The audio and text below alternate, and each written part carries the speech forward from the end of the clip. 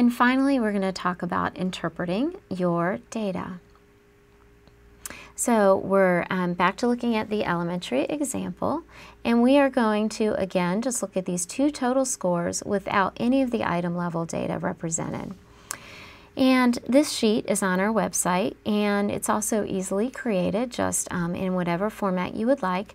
But it's a way for you to look at making lists of students for you as a teacher and your team and your school to go back and make sure that you have some support in place for them, or selecting the appropriate support for them to engage in.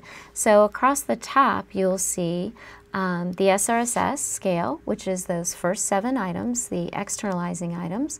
And so you're going to look for students on that first row, or that first column, that are at high risk. And you're going to write their names down, and also you're going to write their score down. Then, if you go to the right, you will see the SRSS IE items, and that is for you to put down the students that scored at an elevated risk, either moderate or high, for the internalizing scale of those 5 items at the elementary school. And you would again write their names and their score. Then down below, you're doing the same thing for students that scored at moderate risk on either the externalizing items or the internalizing item subscales.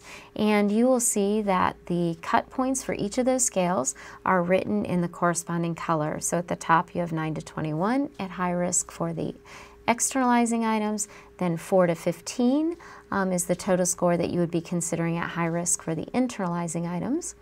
Down below at moderate risk, which is in yellow, 4 to 8 is the total score to consider moderate risk for the externalizing scale. And for the internalizing scale, you would be looking at a score of 2 to 3 in that total column.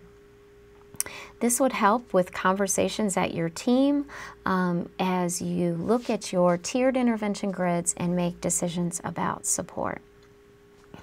Again, we want to make sure that we're looking at multiple sources of data. So we would never only look at behavioral screening data alone, but we want a full picture of how the student is doing academically, both in reading and in math. We're looking at the externalizing items, also the internalizing items on the elementary scale. We're looking at office discipline referrals earned, and importantly, we're looking at attendance. At the middle school and high school, we're also looking at those academic indicators of reading and math and other indicators that are important and critical for your school, such as credit accumulation at the high school for sure. We're monitoring GPA, progress towards graduation. Additionally, we're looking at the behavioral indicator right now of just the externalizing items on the SRSS. We're going to look at office discipline referrals and also days that students are absent. At the high school, you would also probably want to consider tardies to class. So again, as you think about using this information, think about the multiple sources of data that you have to support students. Think about the added benefit of screening.